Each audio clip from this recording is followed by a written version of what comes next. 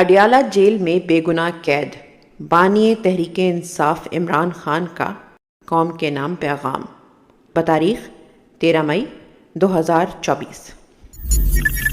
اس ملک کی بدقسمتی ہے کہ یہاں ایک خود ساختہ بادشاہ سلامت فیصلے کرتے ہیں، جب کسی ملک میں حکومت ایسے لوگوں کو ملتی ہے کہ جن کے پاس مینڈیٹ نہیں ہوتا تو ملک فساد اور انتشار کی نظر ہو جاتا ہے۔ یہ جو انتشار آج کشمیر میں نظر آ رہا ہے، اس کے پاکستان بھر میں پھیلنے کا خدشہ ہے۔ پورے ملک میں فارم 47 والی جعلی حکومتیں قائم کر دی گئی ہیں۔ جمہوریت کا فائدہ یہ ہے کہ حکومت عوام کی منتخب کردہ ہوتی ہے، جس کے پیچھے عوام کھڑے ہوتے ہیں۔ عوام اپنی منتخب کردہ حکومت کو قدر کی نگاہ سے دیکھتے ہیں، اور اگر کوئی تنازعہ کھڑا ہو جائے تو بات چیت کے ذریعے اس کا حل نکل آتا ہے۔ مگر جس قسم کی جعلی مسلط شدہ حکومتیں گلگت بلتستان، آزاد کشمیر، پنجاب اور پاکستان میں قائم کر دی گئی ہیں، ان کا عوام سے کوئی رشتہ نہیں، چنانچہ ہر جانب بے چینی اور مایوسی ہے۔ فارم 47 زدہ حکومتوں کے خلاف بجٹ کے موقع پر اور شدید رد عمل آئے گا۔ بدقسمتی سے ملک میں ایک مصنوعی سیٹ اپ عوام پر تھوپ دیا گیا ہے۔ نگران وزیر اعظم کاکڑ اور راول پنڈی کے کمشنر نے سچ بیان کر کے اس حکومت کی اصلیت کو بے نقاب کر دیا ہے۔ اس حکومت کی بالکل کوئی حیثیت نہیں۔ SIFC جیسا غیر آئینی ادارہ اس ملک پر تھوپ دیا جاتا ہے اور کوئی نہیں بولتا۔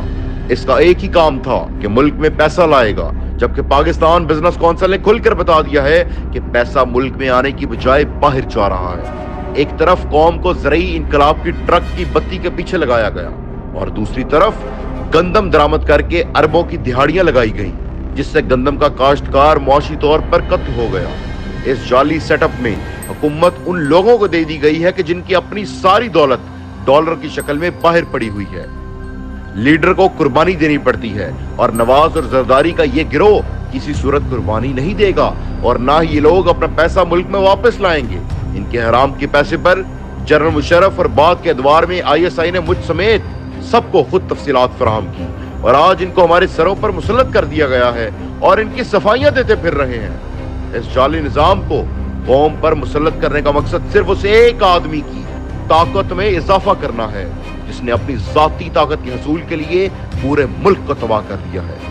حمود الرحمان کمیشن رپورٹ نے واضح کر دیا تھا کہ کس طرح ایک شخص یحییٰ خان نے اپنی ذاتی طاقت بڑھانے کے لیے ملک کو ٹوٹنے دیا۔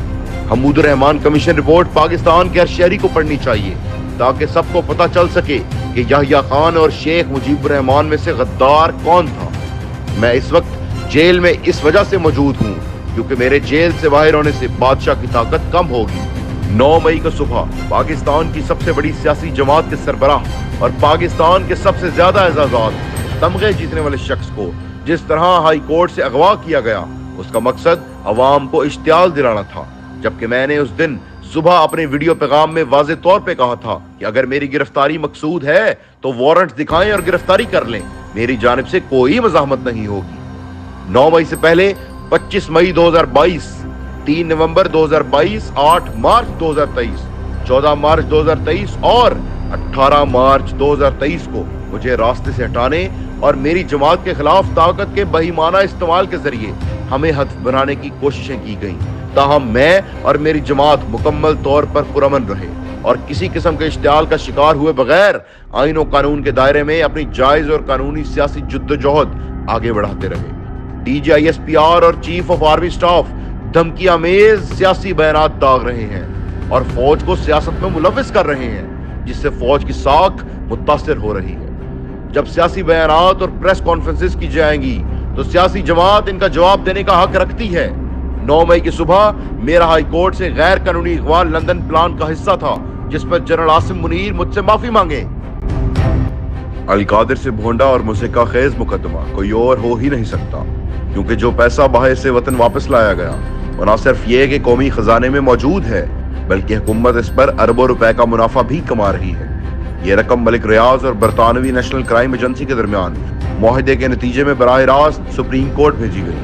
میری حکومت کا اس معاہدے میں کردار صرف اس معاہدے کی تفصیلات پبلک نہ کرنے کا تھا، نہ تو یہ رقم کسی بھی عدالت میں ریاست پاکستان کی ملکیت ثابت ہوئی اور نہ ہی یہ کسی عدالت میں کرائم پروسیڈ ثابت ہوئی۔ سرکاری اعداد و شمار کے مطابق 2019 کے آخر سے مئی 2023 تک حکومت پاکستان وطن واپس آنے والے اس پیسے پر 13 अरब 94 करोड़ रुपए का मुनाफा कमा चुकी है, जबकि मई 2023 से आज तक कमाए गए मुनाफे के अदाद शुमार आना अभी बाकी हैं। शौकत खानम और नमल की तरह अल कादिर ट्रस्ट भी मेरी या मेरे अहले खाना की मलकियत है, ना ही मैंने इससे एक पाई का जाती फायदा उठाया। अलूम इस्लामिया और जदीद मज़ामीन पर गरीब बच्चों को मुफ्त तालीम की फराहमी के लिए वीरान और बियाबान जमीन पर कायम की गई अल कादिर यूनिवर्सिटी का मुकम्मल नज़्म नस्क ट्रस्ट के जिम्मे है, जो हरगिज मेरी या मेरे अहले खाना में से किसी की मलकियत नहीं। चुनाचे इस भोंडे और बेबुनियाद मुकदमे के मुहर्रिकात मुकम्मल तौर पर सियासी हैं। जरदारी और नवाज शरीफ का मामला ये है कि वो रफाह आमा के कामों के लिए ट्रस्ट नहीं बल्कि अपने महल्लात बनाते हैं, जबकि फौजी कब्जा शुदा नैब इनके और इनके बच्चों पे साबित शुदा मुकदमात माफ कर देता है।